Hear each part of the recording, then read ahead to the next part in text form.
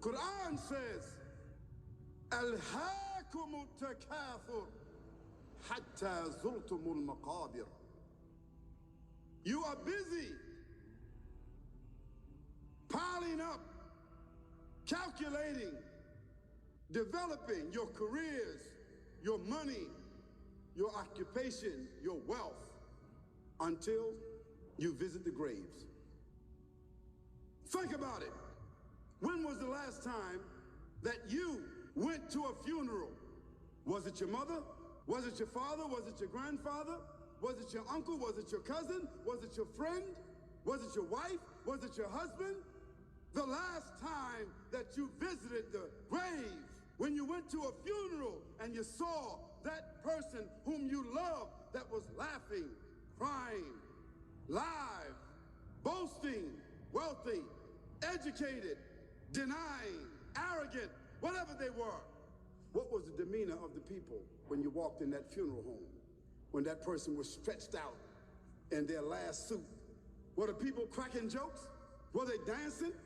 Were they clapping and singing songs? No.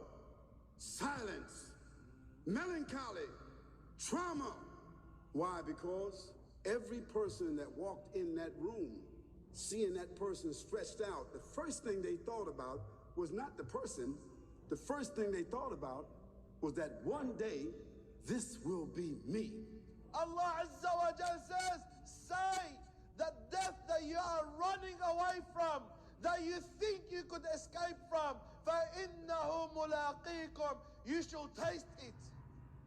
Then, ثُمَّ تُرَدُّونَ, then you shall return back to Allah subhanahu wa ta'ala. You cannot escape from death.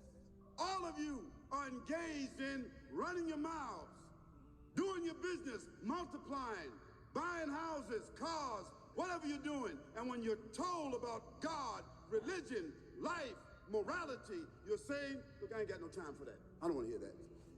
I don't even believe in God. Matter of fact, I don't even know if I'm going to die, and if I do, maybe I'm coming back again.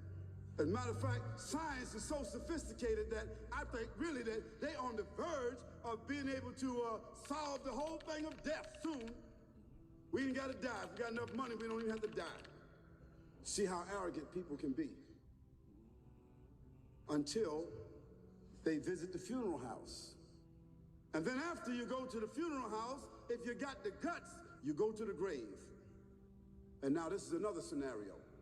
And you say to yourself, is that it? I mean, 50, 60 years, scraping, struggling, scheming, lying, stealing, fornicating, jumping up and down, begging, working, and this is the end of it? Brothers and sisters, this is urgent. I am standing in front of Masjid al-Badr in Brooklyn.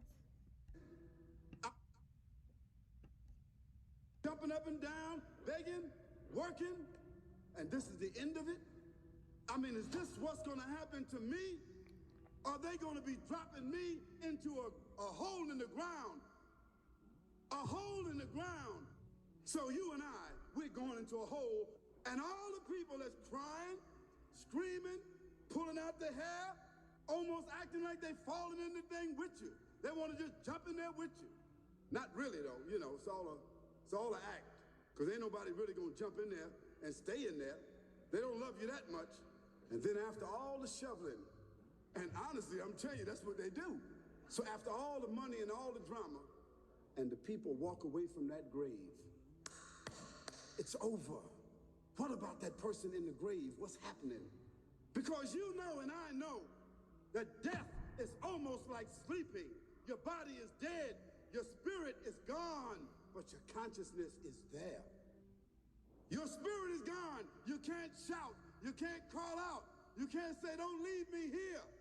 But you're going to be hearing and you're going to be seeing, because that's a different kind of consciousness. But you can't move. And in that grave, this is when the real trauma is going to begin. You know, whenever people use the word death, they use it like in a whisper. You say, he died. We always use it like for somebody else. So the scenario of death doesn't really come to us. It doesn't really reach home. No, maybe not some of you, not the poorest of you, not the weakest of you, but all of you will come through this process and then you will die. Allah Almighty, He says, wherever you are and wherever you think you could escape to, Allah Azza wa Jalla says death can bring you. Don't think you could run away from Allah. You could run away from everyone except Allah. And you could run away from everything except death. Even if you were hiding in high towers, as Allah Azza wa Jalla says in the Holy Quran, there is no escaping from that moment that Allah had ordained upon every single creation of His. You cannot increase 1 second of it. You cannot decrease 1 moment of it. We should always remind ourselves that we're not living in this dunya forever. That does not mean I neglect my dunya. But the amazing thing is, we live as we're never gonna die, as we're never gonna stand in front of Allah subhanahu wa ta'ala. We live our lives as there's no judgment or reckoning. And death, my brothers in Islam, does not recognize, does not know young or old. Death comes to everyone. When the time comes, it comes to you. So what have you prepared? What have you prepared for this moment that you don't know when you're going to die and you don't know where you're going to die?